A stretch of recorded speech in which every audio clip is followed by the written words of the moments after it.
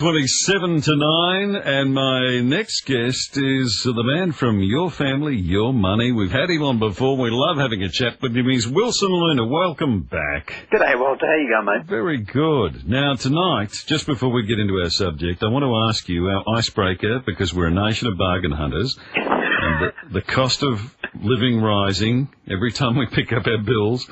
So, what's the best bargain you've had recently? I really like fates, or I really like markets. Oh, yeah. Love them. I think that's where they're at, especially if you're buying gifts or if you're buying anything like that, or even clothes for that matter in a lot of cases. I live close to Paddy's Market in Sydney, so I visit there regularly, and last time I got some serious clothes bargains, so that would probably be it, I'd say. It's a good bargain. Yeah. Getting those clothes a little bit cheaper, save $1, put it up against your mortgage or whatever. Yeah, absolutely. That's the way to go. It's same quality anyway, so, why not? If you can save it, why not? Why not? Well, it's all in that book of yours, too, that's out about doing it in 30 days. Absolutely. It's a good read. I didn't get to tell you last week. I've started reading that. Oh, did you? I don't think I'll get through it in 30 days, but because I've got other things going on in my life, but I am trying to take heed of your advice. Brilliant. Well, mate, look, at any one time, funnily enough, at any one time, there's about 3,500 families on it, saving thousands of dollars. So what it basically is an online virtual part of it as well. So they go tracking everything, as you probably realise. And, it's really, it's kind of been a little bit of a revolution here in Australia over the last 12 months, because it's the first one that ever addresses, the simple things in life that can change your financial circumstances, and your quality of life doesn't suffer. That's the whole goal behind it, Yeah, that's the best part of it. Because one thing's being stingy and you don't get anything out of it, and the other one's sort of saying, I'm just going to change little things, keep the quality, but save money, It's like a diet without sort of giving up the Tim Tams. Exactly, and putting in the ice cream as well.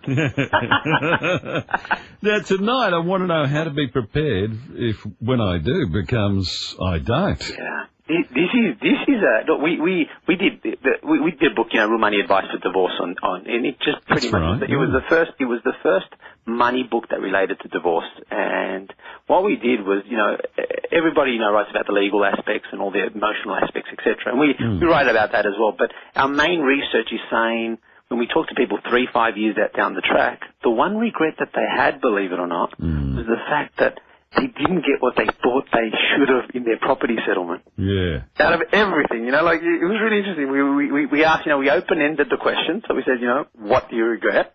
And you think there'd be 100 answers, but the majority of them said, look, I think I got ripped off, or I think I was too emotional, I gave up assets I shouldn't have. But that was the main sort of emphasis behind it, and there's a variety of reasons why that was the case. Well, you, in your divorce survey for your family, Your Money, you found 54% of respondents felt that they were hard done by in their property settlement, didn't you?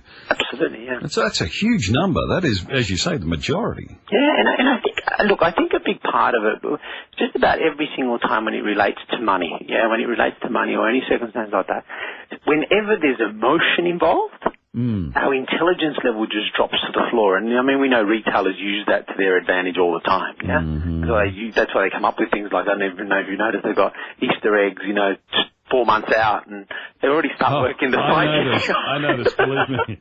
My wife has some in the freezer at the moment. Yeah, you know what I mean then, And I'm a sucker for it as well. And, look, the truth of it is that divorce is one of the most emotional times in most people's lives. So it goes without saying that at that time is when we've got to, we get taught when we're young, we get taught, look, do everything with your heart, do your relationships with your heart, play sport with your heart, And the reason why most people do money badly is because it's the one area in life where we have to inverse that, and we have to say, turn off your heart, turn on your head. Yeah, start thinking with your head, not your heart. And in divorce, we're so emotional that sometimes we say, look, you know what, I've had enough of this so much that here, have that, or have that portion of the house, or keep the car, and we end up regretting it once we get our emotions down again. Yeah. Yeah, it's a very hard thing to keep in check in a situation like that, though, isn't it? Oh, look, it is, and that's why we always recommend the following: whenever you go into any situation of high emotions, sit down, write down the pros and cons of doing just about anything or whatever. Let's say you're going to make a decision, write it down. Never make a decision on the day if you're emotional. Wait till the next morning and then work out why you were going to make it. And 9 times out of 10, you realize that a lot of those decisions, you would make them when you've got a cold head. And is it a good idea to do that in a situation where you're looking at a big purchase in your life as well? Look, absolutely. I mean, I'll give you an idea. I do it myself. We've got a rule with my wife, and we say, if we're at shops and, you know, she either likes something a lot or I really like it and it's a big purchase, we say, great, either A, we've got to go home and sleep on it. If we still feel the same way about it the next morning, then it's the right decision to buy it. Yeah. Well, if we wake up and we sort of say, hang on, I think I was a bit emotional when I think about it, I shouldn't be spending that much on that, well, then you don't buy it. Yeah, you end up with what the car dealers call buyer's regret. Yes, bingo, yeah. So subside that and just give it a bit of time to think about it, or, you know, or write down the pros and cons of it. And here's the thing, most people say, you know, but that takes away the whole emotion out of the buying. And my answer to that would be, that's exactly what retailers want us to do in a lot of cases. That's why you walk into big department stores and you get music and you get red lights and you get people running around. That's what works for it. Yeah, and they don't call it retail therapy for nothing. Because it is good for you, right? Absolutely it is, yeah. In the reverse way it is, yeah. Okay. Now, statistics show the divorce rate in Australia is apparently on the increase again. We'll talk some more about that in just a moment. And if you'd like to call into Wilson Luna at any stage during the night on the topic we're talking about or any money matter, give us a call on 13 13 32. In 24 hours, anything can happen. And when it does, we've got it covered so you don't miss a thing. Nights with Walter Williams, Brisbane's own. 1116 4BC. Property investors, listen to this. A cash flow positive property investment from year one. Made possible by the government's GFC building stimulus package for new residential properties. $110,000 over 10 years in tax-free cash and tax relief, creating cash flow positive investments. Supply is strictly limited. A cash flow positive investment from year one, priced from just $295,000. Act now. Call Metro on 1300 663301. That's 1300 663301. Conditions and key assumptions apply. For details, call 1300 663301. Don't miss out on these limited release cash flow positive investment apartments from David Devine's Metro Property Group. Reserve yours today. Call Metro on 1300 663301. Hello, Frank Walker from National Tiles. Until this Sunday, National Tiles has 600 by 600 high-gloss European floor tiles for under $400 per 12 square metre room. Yes, save a genuine 40% off these beautiful European floor tiles covered by our exclusive lifetime guarantee at under $400 per room. National Tiles. Take exit 23 Pacific Motorway. We're just north of IKEA. Mum and Dad don't want to lose their lifestyle and independence. That's why Azure Blue Redcliffe suits them perfectly. Reserve your apartment now. 1-800-007-218. There are products that come and go, but one product that has been enduring and is fantastic is the Care Alert Smart Dialer. And I think this is a brilliant product, and so many people have rung me to tell me. When an emergency happens at home, press the button on your remote pendant, and the Care Alert Smart Dialer will notify up to 5 persons of your choice that you need help. Even 000 can be notified. There are no monitoring fees ever. They are simple to set up, and they cost under $300. Visit carealert.com.au or 1300 75 85 95. Stuart Suits, the suit specialist, has a special announcement. Every single suit is now half price. Hugo Boss suits were $1,295, now just $647.50. A Studio Italia suit, normally $550, is now $275. Plus, all shirts, ties, belts, cufflinks and socks are half price. But hurry, this massive half price sale is for 1 week only, and only at Stuart Suits, 231 George Street between Queen and Adelaide Street City. With the AFL season just around the corner, 4BC and 7 News are heading to the new Lions Social Club at Springwood for a live breakfast broadcast on Tuesday morning. We'd love you to join us right next door to the Super Amart store at Springwood. Come along and enjoy a delicious barbecue breakfast with tea and coffee. Meet the Lions players along with the 4BC and 7 News team. Lions Social Club live broadcast Tuesday morning on 1116 4BC. That's us, and we've got Wilson Luna with us from yourfamilyyourmoney.com, and we're talking about how to be prepared for when I do becomes I don't. And the statistics are up again, unfortunately, aren't they, Wilson, with divorce? It's actually, funnily enough, it's the first time in a decade that they've come up, and they were actually on a, they were sort of going east for a while there, they were just plateauing, and suddenly they've gone up by about 4 to 5% this year. 49,448 in 2009. Interestingly enough, from a reason standpoint, a big part of that came about because of the financial pressures a lot of families have started to feel because of rising costs and rising mortgages and rising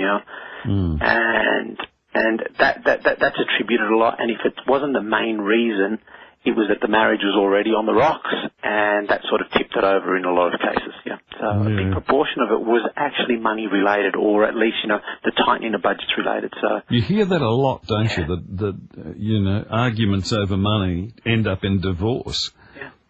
Because of the pressures that are simply on everyday families. Yeah, or working families, as the Labor Party keeps referring to us. Well, it's not getting any easier, and it's a matter of really starting to prioritise, really getting into a situation where people start prioritising. One good move I heard today was that the government started off a new website, I think Smart Money or something.com. I think it's smartmoney.gov, I think it is. And it's the old Fido site, I believe, that's been re-put on. All right. It's been redone.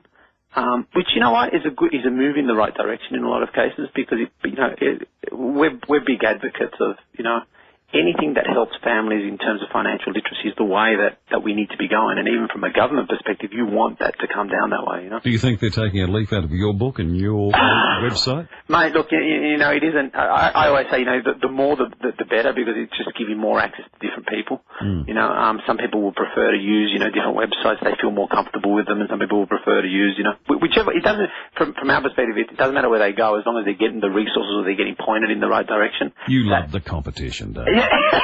Yeah, I do actually. You do. I can tell. You absolutely love it. Yeah, it's it's another resource. In it. Yeah, it's another resource that people can access, which is always great. Still to come, we're going to be giving you the 3 key things that can help minimise the initial financial damage if I do becomes I don't. But first, a call from Dwayne at Deagon. Good evening, Dwayne. G'day, Wolf. How are you? Good, thanks, mate. Thanks for calling in to Wilson Luna and myself. That's all right. Just a quick query. With Facebook, such a big thing in everyone's lives at the moment, do you think it has an effect on people's marriages? I know a lot of, I'm not talking about my own, but I've had mates where their marriages have been just sort of destroyed by Facebook, and sometimes have actually found out on Facebook. So through social networking, you're saying? That's right, yeah. I'm really concerned about it. Some people spend a lot of time on it, on Facebook, and when you're in a relationship, as a marriage would be, some people actually spend too much time on Facebook, and they forget to think about the little things, even what we're going to do for dinner. And when you ask them, sometimes they go, well, what did we talk about again? It's one of those things. I think that Facebook could be a big thing for relationships, especially marriages. People get addicted to it, don't they, Wilson? Yeah, look, I'd love to have some stats on that. That would be an interesting one. I think part of the problem is the amount of information individuals are putting on these sites. Once upon a time, a lot of the information or a lot of your personal affairs were kept within the home, and suddenly, everybody's, putting so much on these basically publicly available sites that, you'd have to say that, that it has to be having some toll on relationships. Yeah, and it's stayed personal. Sometimes, Walter, you can say, people will say, well, what's Lisa, or what's your partner doing? You go, I don't know, I'm not on Facebook. I won't know. And because you sort of during the day, but your partner could be talking to people all through the day, and then during the week, and because you don't have the same conversation, other people know more than you do. Oh, yeah, I get what you're saying, Dwayne. Well, I think it comes down to honesty too, doesn't it, Wilson? Like in your relationship, you've got to, be honest with each other and tell each other what you're up to and who you're talking to and all those kind of things. Yeah. Well, I'm lucky there that I've had mates that have found out that their partners have been responsible for financial issues, and they've actually spent so much money and behind in payments. Oh, really? And all the rest of it. Oh, yeah. And then all of a sudden, he's got nothing. So I think it can be very destructive. That's something we're going to address tonight, Wilson, with the 3 key things that can help minimise the initial financial damage of the I do becomes I don't. So keep listening, Dwayne. Thanks, Bob. Good on you, mate. See you, mate. Dwayne from Deegan. And, yeah, he does present a good point there, that social networking is one of the things... in some cases, dividing families. In other cases, uniting people. Yeah. It's a double-edged sword, isn't it? I think one of the points that he made was that's actually quite important is that of discussing your financial circumstances online. Big warning against it, particularly if you're getting into details about what you owe or what you own or. Oh, there's, I think we were talking about it last week. There's people, basically scouring the sites to pick up any information that they can. Yeah. You don't want to be giving anything out there or putting it on a public, access site. Anything to do with your financial circumstances. Under no circumstances. They're able to access enough information as is without you adding to that. Yeah, and if you are set up on a social networking site, make sure you've got all the parameters in place to limit what people can access. Yeah. What they can see if they're not one of your friends. Yeah. How many friends have you got at the moment, Wilson? Look, I have to admit, I haven't. We've been so busy with the website, etc. You haven't got time for it. Look, probably I'm a bit old school in that regard, and I do have to catch up. I have to admit. And everybody keeps saying to me, you need to get on the Facebook and you need to get on the... It's probably that, like I said, I'm slightly old-fashioned in that regard. But, it's definitely, the way, I suppose, the way most people are communicating now. I just have to catch up, I suppose. Yep. Yeah, no worries. In a moment, we'll discuss those 3 key things on Brisbane's own 1116 4BC with Wilson Luna and Walter Williams in Walt's World. Your calls. Your city. Your station. Why don't we talk? Night with Walter Williams. Brisbane's own 1116 4BC.